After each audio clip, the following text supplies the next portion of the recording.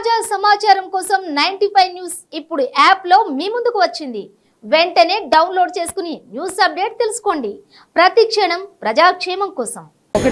Welcome to 95 news. ప్రతిక్షణం ప్రజాక్షేమం కోసం నేను మీ మాధురి. ఈరోజైతే మనం కళాబంధు అనూహ్య రెడ్డి గారి దగ్గర ఉన్నాము. ఈవిడైతే BJP state executive, Kovida founder, ఇంకా చాలా ఉన్నాయి, స్టైలిస్ట్, ప్రొడ్యూసర్, చాలా ఉన్నాయి మేడం గురించి చెప్పుకోవాలంటే. అవన్నీ చెప్పుకునే ముందు యాక్చువల్గా మనం లాస్ట్ టైం అయితే చూసాము, చాలామంది కళాకారులతో ర్యాలీ జరుపుతున్నారు. ఇప్పుడు కూడా ఈ రోజు కూడా చాలామందికి అన్నదానం చేశారు.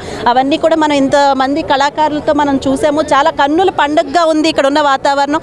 ఇంత పండగ వాతావరణాన్ని తీసుకొస్తున్న ఒక్కసారి అనూహ్య రెడ్డి గారితో మాట్లాడేద్దాము. నమస్తే మేడం, చెప్పండి ఎలా అనిపిస్తోంది? మీరైతే లాస్ట్ టైం ర్యాలీ చేశారు, కిషన్ రెడ్డి గారి దగ్గరికి వీళ్ళందరినీ కూడా చేర్చేశారనే చెప్పాలి, కళాకారుల్ని. ఇప్పుడు మరొక్కసారి మళ్ళీ ప్రయత్నం చేస్తున్నారు. దీని అంతటి వెనుక ఉన్న ఉద్దేశం ఏంటి?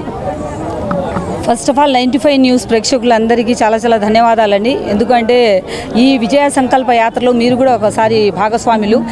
ప్రతి ఒక్కరూ వచ్చేసి ఆదరించి, అలాగే వచ్చేసి మమ్మల్ని ఆహ్వానించి, మా ప్రెసిడెంట్ గారిని వచ్చేసి విజయవంతంగా చేసి ఈ సంకల్ప యాత్రను పూర్తి చేసి ఈరోజు ఇక్కడ ముగియబోతుంది. కాబట్టి అంబర్పేట కాన్స్టిట్యున్సీలో ఉన్నాం మనము.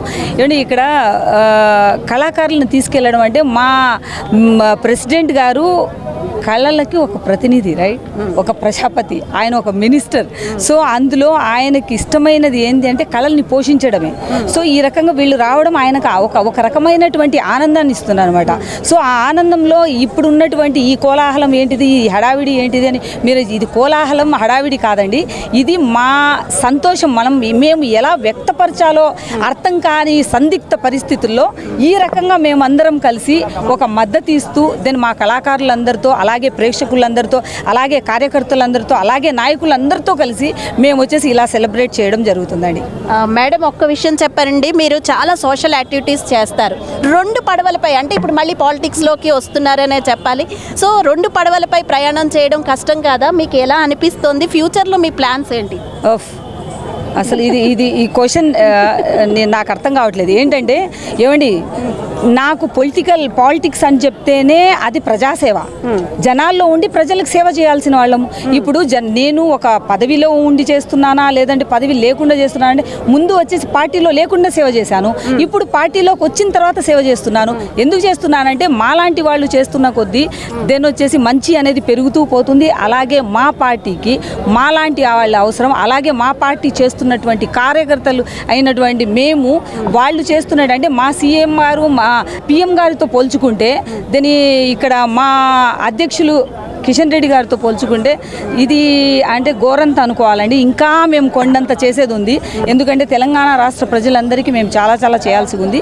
సో మా అధిష్టానం అడుగుజాడు. మేడం, ఇంత పెద్ద బాధ్యతని భుజాన వేసుకున్నారు అనే చెప్పాలి. ఒక మూల సేవా సంఘాలు, యాక్చువల్గా ఈ కళాకారులు, తర్వాత ఇప్పుడైతే ప్రజాసేవ అంటున్నారు పాలిటిక్స్ని. సో ఇన్ని రంగాల్లో ఉన్న మీరు ఒక మహిళగా మిగిలిన మహిళలకి ఏం చెప్పాలనుకుంటున్నారు? మహిళ అంటే అండి, అందరూ ఎలా చూస్తారంటే ఒక అండర్ ఎస్టిమేట్ చేస్తారు. ఇంటికే అంటే ఇంటిని చూసి ఇల్లాలని చూడు అంటారు కదా. కానీ ఇల్లు ఏం చేస్తుందంటే, ఇల్లు ఎక్కడైనా సరే ఇంట్లో ఉన్న అంటే ఒక లేడీ, ఒక మహిళ తను చేసే పనులు ఎవరు కూడా వచ్చేసి మగాళ్ళు చెయ్యలేరు. అది హైలీ ఇంపాసిబుల్. నేను రాసిస్తాను. ఎందుకు అంటే ఇంట్లో చూసుకొని, బయట చూసుకొని, మళ్ళీ పబ్లిక్లోకి ఉండి ప్రతి ఒక్కరూ చేస్తున్న పనులు వచ్చేసి మనము వచ్చేసి చేస్తున్నాము అంటే ఏంటిది ఆసామాషి విషయం కాదు కదా. కానీ మేము డ్యూయల్ రోల్ ప్లే చేస్తాము. ఇక్కడ ఇంటిని చూసుకుంటాము, బయటిని చూసుకుంటాము, రైట్. సో ప్రజాసేవ చేస్తున్నాము, అలాగే వచ్చేసి మా కళల్ని పోషించుకోగలుగుతామన్నాం, మాకు ఇష్టమైన రంగంలో అధిగమిస్తున్నాము, అలాగే ఇంటిని, బిడ్డని, మొగుడిని, అలాగే మనకున్నటువంటి బాధ్యతల్ని, ప్రతి ఒక్క రిలేషన్ని ఫుల్ఫిల్గా చేసుకుంటుంది అంటే అది ఒక ఆడదితోనే సాధ్యమవుతుందండి. సో ఎవ్వరు కూడా ఆడని దాన్ని వచ్చేసి అని చెప్పేసి చులకన చేయకుండా ఈ రోజుల్లో ఎస్పెషల్లీ చేయడానికి ఛాన్స్ కూడా ఆడవాళ్ళని ఇవ్వట్లేదు. సో ప్రతి ఒక్క దాంట్లో మేము రాణిస్తున్నాము. ఇంకా మోదీ గారి ఆధ్వర్యంలో, మోదీ గారి దీంట్లో ఆయన మళ్ళీ పిఎం అయిన తర్వాత మళ్ళీ మా మినిస్టర్ గారి ఆధ్వర్యంలో మళ్ళీ వచ్చేసి ఇలాంటి ప్రోగ్రామ్స్ దీని లేడీస్కి సంబంధించినవి ఇంకా చాలా చేస్తాం. మేడం, చివరిగా చెప్పండి, కిషన్ రెడ్డి గారి నాయకత్వంలో బీజేపీ పార్లమెంట్ సెగ్మెంట్స్ ఎలా ఉండబోతున్నాయి? ఆబ్వియస్లీ 14 to 14 అండి. 17కి 14 అనుకుంటున్నాం మేము. That's it. There is no alternate. అంటే ఏమి కాంగ్రెస్ కానీ బీఆర్ఎస్ కానీ పోటీ వచ్చే సమస్య లేదంటారా? వాళ్ళకి పోటీ వచ్చేటట్టుగా అయితే ఈ రకంగా ఎందుకండి అవుతుందండి? రాష్ట్రంలో సీఎం అయినంత మాత్రాన, రాష్ట్రాన్ని సాధించుకున్నంత మాత్రాన మేమే అన్నీ చేస్తున్నాము అంటే అది నమ్మశక్యంగా లేదు. ఎందుకంటే మొన్న 2-3 నెలల క్రితం ఇచ్చిన హామీలే ఇప్పటివరకు పూర్తి చేయలేకపోతున్నారు. ఎప్పుడో 4 ఏళ్ల క్రితం ఇచ్చిన హామీని మా పీఎం గారు పూర్తి చేశారు. సో అందులో డౌట్ ఏముంది చెప్పండి? ఇచ్చిన హామీల్ని పూర్తి చేస్తున్నామంటూ ఒక్కొక్కటిగా పూర్తి చేసుకుంటూ వస్తున్నారు కదా మేడం, దానికి ఏమంటారు మరి? ఒక్కొక్కటిగా పూర్తి చేసుకోవడానికి, ఒక్కొక్కటి ఆపుకుంటూ రావడానికి, ఒకటిస్తూ ఒకటి ఆపుకోవడం అనేది దాన్ని హామీ అన్నారండి. అది దాన్ని ప్రగల్భాలు పడిచి జనాలని అలా మభ్యపెట్టడం అని చెప్తారు. అంటే ఒకటి ఇస్తున్నామని చెప్పేసి ఇంకొకటి అమ్మో పులి నాన్నో పులి అంటే ఎవరైనా భయపడతారు కదా. సో ఏమైపోయింది, అలాగే ఇస్తారు అంటే ఏమవుతుంది, అలాగే ఉండిపోతున్నారు జనాలు.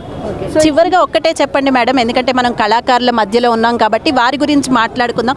మీకు కళ పట్ల ఇంత అభిమానం రావడానికి గల కారణం ఏంటి? మీ ఫ్యామిలీ హిస్టరీలో ఎవరికైనా ఏదైనా కళలు ఉన్నాయా, లేదంటే మీ ఫ్యామిలీలో ఇలాంటి కళాభిమానులు ఉన్నారా, లేదా మీకు స్వతహాగా వచ్చిందా? లేదండి, నాకు స్వతహాగానే నేను కళ అంటే నాకు వచ్చేసి చాలా ఇష్టం అనమాట. అలాగే నేను వచ్చేసి ఉండేది కళారంగంలో ఒక ప్రొడ్యూసర్గా ఉన్నాను. దెన్ వచ్చేసి టీవీస్కి, మూవీస్కి, దెన్ వచ్చేసి సీరియల్స్ ఇవన్నీ నేను చేస్తున్నాను. కాబట్టి కళల్లో వచ్చేసి పోషించడం వల్ల ఏమవుతుందంటే, ఉపాధి కల్పించడం వల్ల వాళ్ళకి ఏమవుతుందంటే, ఒక ఆడది ఇంట్లో సక్రమంగా అన్ని రకాలుగా అన్ని చేసుకుంటున్నప్పుడు దెన్ తనకిష్టమైన పని తను బయటకు వచ్చి, అది డప్పా డోలా వాటెవర్ ఇట్ మే, మా వాళ్ళు ఏంటి డప్పు కూడా వాయిస్తారండి. ఎవరైనా మగాళ్ళకే అది ఇది అనుకుంటారు. డప్పు వాయించడం వచ్చేసి మగాళ్ళే వాయించగలుగుతారు, దెన్ లేడీస్ చేయలేరు అని చెప్తారు. బట్ కానీ మా కార్యకర్తలు అక్కడ చూడండి, మా వాళ్ళలో వచ్చేసి డప్పు లేడీస్ మొత్తం బ్యాచ్ మొత్తం లేడీ టీమ్స్ ఉన్నారు. సో అలాంటి వాళ్ళని ఎంకరేజ్ చేయాలి, మేము చేయబోతున్నాం కూడా. సో వచ్చేసి ప్రతి ఒక్కరికి మాకు పెద్దపీట వేస్తున్నటువంటి మా పిఎం గారికి, అలాగే మా రాష్ట్ర అధ్యక్షులకి ధన్యవాదాలు. అలాగే 95 న్యూస్కి చాలా ధన్యవాదాలు. ఓకే.